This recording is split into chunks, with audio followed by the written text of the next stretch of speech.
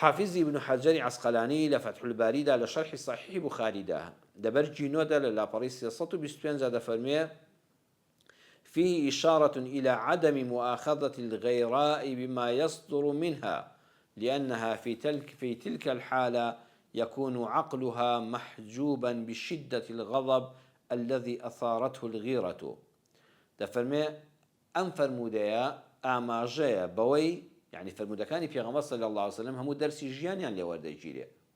زۆر خۆشەکە خەڵک فەرمودەکە بە کوردی بەڵام بەداخەوە زۆر جار بەس ژێرنووس کراون فەرمودە دەبێ وەکو حافظی ابن حەجەر لێ حاڵی بی کە چەند جوان لەم فەرمودەیە دەرسی ژیان بۆ ژن و مێردەکان شی دەکاتەوە لێ حاڵی بووە دەفەرمێ لەم فەرمودەیەدا ئاماژە بەوە کراوە کە ئافرەتێک کە غیرەی دەجوڵێ عدم المؤاخذة نابێ لێی بگری نابێ سەر کۆنەیەکی لە ڕاددەری بکەی نابێ عقوبەیەکی وای بدەی خوا نەخواستە بگاتە حەدی تەلاق و جیابوونەوە و جێگا لێ جیاکردنەوە لأنها في تلك الحالة چونکە ئافرەت کە غیرەی جوڵا لە مێردەکەی يكون عقلها محجوبا بشدة الغضب الذي أثارته الغيرة عقلي جام دەبێ ئەوە تا دەوتێ عقلی جام بوو عقلی جام دەبێ چاوی هیچ نابینێ گوێی هیچ نابیستێت چونکە ئەوەندە بەهێز تووڕە دەبێ ئەو تووڕەیە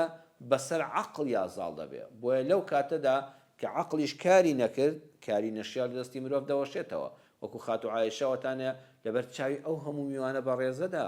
میوانی ئازیزی پێغەمبەر صلی الله عليه وسلم لە حزوری پێغەمبەرێکە صلی الله عليه وسلم کە هەموو کەس شەرمی لێ دەکا لە حزوری هاوسەری ژیانیدا کە پێغەمبەری خوا صلی الله عليه وسلم ئەم کارەی لێوەشایەوە ئەو دەفرەی هێنا لەبەر چاوی ئەو میوانانە لەبەر زەویەکەیدا داوشکاندی و خواردن لەو سەر زەوی ئەو خواردنە جوان لەو سەر زەویە کەوت بەڵام پێغەمبەر صلی الله عليه وسلم لێی نەگرت تەنها ڕوونی کردەوە ئەمە غیرەی دایکتانە کە جوڵاوە و پەیوەندی بە هیچ شتێکی ترەوە نییە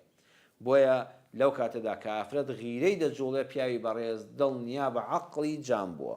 عقلی کار ناکات چاوی هیچ نابینێ گوێی هیچ وەرناگرێ تۆش وەکو پێغەمبەرەکە صلی الله عليه وسلم بەسەبر و تەحەمل بە كان النبي صلى الله عليه وسلم حكيما في معاملته مع نسائه إذا لاحظ عليهن الغيرة پێغەمبەر صلى الله عليه وسلم کاتێکەوە غیرەی هاوسەرەکانی دەبینی زۆر بە حەکیمی و بەکاربەجێیی کاری لەگەڵا دەکردن وەک خەڵکی ئەمڕۆ هەڵ نەدەچوو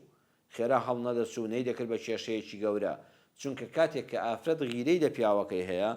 پیاوەکەش ڕەتفعلی بەهێزی هەبوو کاردانەوەی توندی بەرامبەر هەبوو ئەو کاتە غیرەی ژنەکە زیاد دەکا و زیاتر دەکەوێتە شک و گومانەوە ڕوونتری بکەمەوە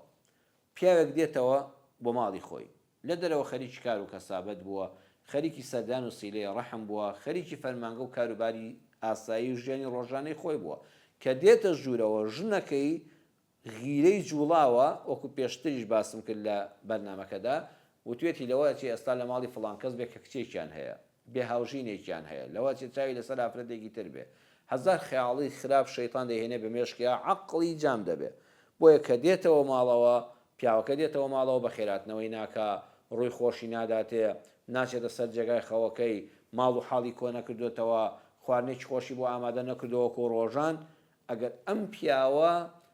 یعنی ڕکاردانەوەی توندی بەرامبەر هەبوو تووڕە بوو قەڵز بوو دەستی کرد بە تەڵاق خواردن و سوێند خواردن و قبوڵی ناکەم و چۆن شتیوا لە من دەوەشێتەوە ئەوانە ئەم ئافرەتە زیاتر شک دەکا ئەمجا زیاتر گومانەکانی لەلا دەبنە ڕاستی بۆیە پێویست دەکا پیاو لەو کاتەدا بەسەرخۆی نەهێنێ